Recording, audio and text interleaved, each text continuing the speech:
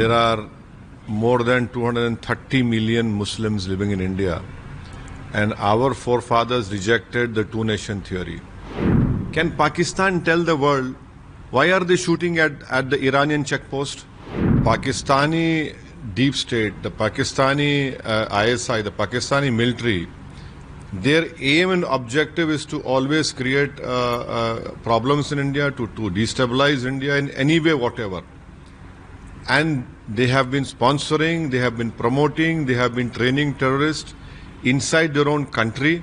Well, Pakistan conveniently forgets that there are more than 230 million Muslims living in India, and our forefathers rejected the two-nation theory.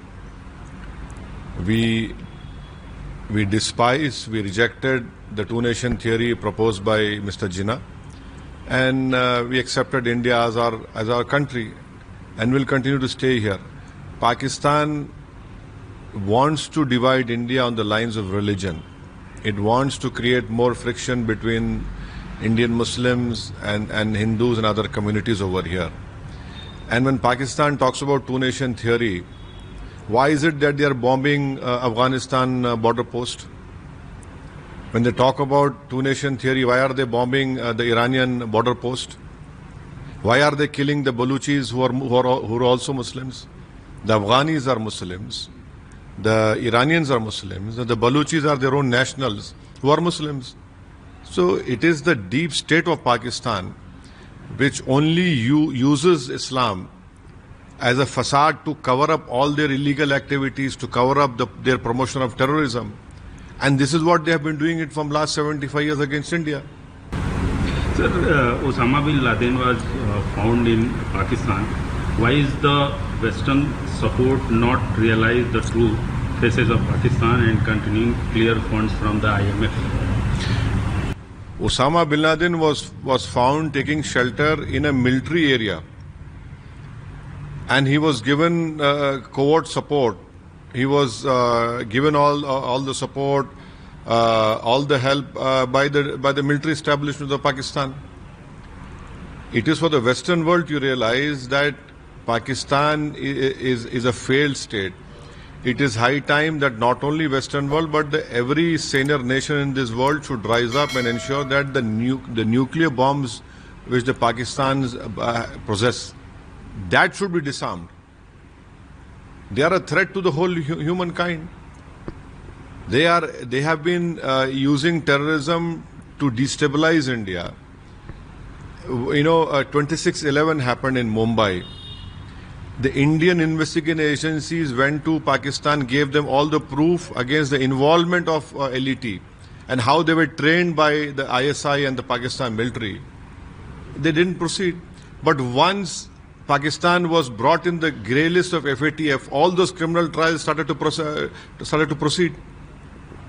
Pathankot, in our Air Force base, the terrorists trained in Pakistan came and attacked in Indian Air Force station. In fact, this government took a wrong decision of even inviting the ISI to check. They came and checked, nothing happened. So Pakistan is hell-bent on destabilizing a country which has a population of 133 crores. That you must remember, a country which has the 5th largest economy in the world. How can the world sit quiet and allow this thing to happen? And it is very unfortunate that the IMF has sanctioned a loan of $1 billion. I would call it a loan to the militant organization over there. Very unfortunate that the US, Canada and Germany have kept quiet when they know for a fact that it is Pakistan which is promoting, financing terrorism against India. And this money, you mark my words, will never be used to eradicate poverty, to ensure that the polio rates in Pakistan come down. It will never be used for women empowerment in Pakistan of education. This will be used only, it will be used to promote terrorist activities against India. That is most unfortunate. Sir, after Operation Sindhu, you have called for a complete destruction of the terror infrastructure in Pakistan. Can you elaborate it? Yes, the Pakistani deep state, the Pakistani ISI, the Pakistani military, Their aim and objective is to always create problems in India, to destabilize India in any way, whatever. And they have been sponsoring, they have been promoting, they have been training terrorists inside their own country. And there are various satellite images as well which can prove this.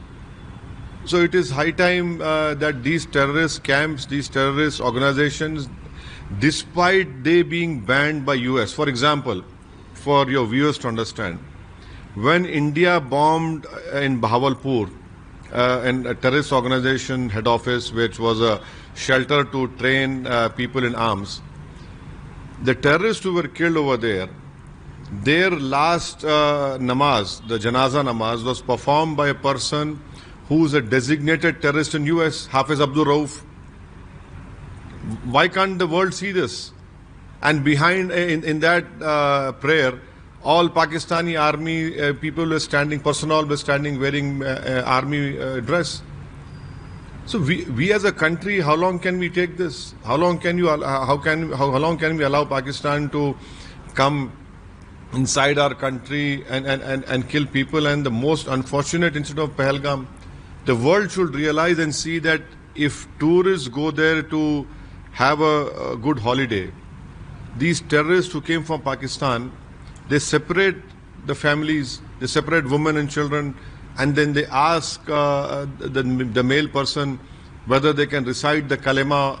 If they cannot recite the holy kalema, they were shot dead in front of their families. You know, can anyone imagine the pain, the scar which this whole families will carry to the rest of their life? So it is high time that this terrorism sponsoring by Pakistan should come to an end. Full stop. There should be full stop to it. Sir, India is targeting terror bases in Pakistan, while Pakistan is attacking civilians target in Jammu and other areas. What does this say? The Poonch, which is a border village, due to Pakistani army shelling, 16 people have lost their lives. And in that 16, there were 4 small children whose ages were less than 10 years. An imam of a masjid, a Maulana, was killed in that firing. A Sikh Gurdwara was damaged. Their complete houses were damaged. People were lying injured on the roads. Now, one additional deputy collector, a civil servant, was assassinated in Rajouri. You know, you are sending drones which are killing common people. They have damaged a hospital in Srinagar, a hospital in Jammu. This is what Pakistan has always been doing, and this is what Pakistan will continue to do. Would you say that all religion in India are united and fighting the common enemy, which is Pakistan? Definitely. This time around, the unity and the unanimity I'm seeing in our country against Pakistan-sponsored terrorism is tremendous. And all the tricks and all the deviousness which Pakistan possesses, which are trying to create differences, it will not work this time around. The country is united in ensuring that we must put an end to this Pakistan-sponsored terrorism in India. Do you agree with the PM Modi's decision to eliminate terror at any cost? Well, it is a challenge for our country. The country is headed by a prime minister, but we have to save the country. We have to save the people living in our country. We have to save children, women, everyone, the farmers. So it is high time that we put an end to this Pakistan-sponsored terrorism. Western world has been reluctant to call Pahalgam attack as a terror attack. Your views? This is most unfortunate.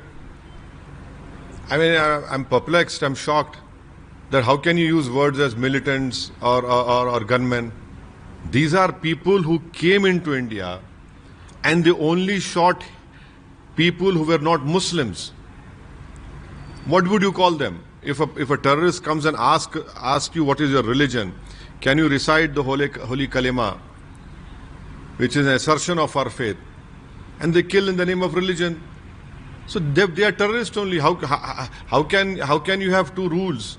If something happens in their country, you call it a terror sponsored or a terrorist attack, but why not Pahalgam? Sir, Pakistan has named its operation against India Hunayn al-Massouz, a team with deep religious connections. See, they have used a Quranic verse of Surah Saf. That is, they have used verse number 4. But they have conveniently forgotten what in that same chapter, verse number 2 says, "O believers, why do you say what you do not do?"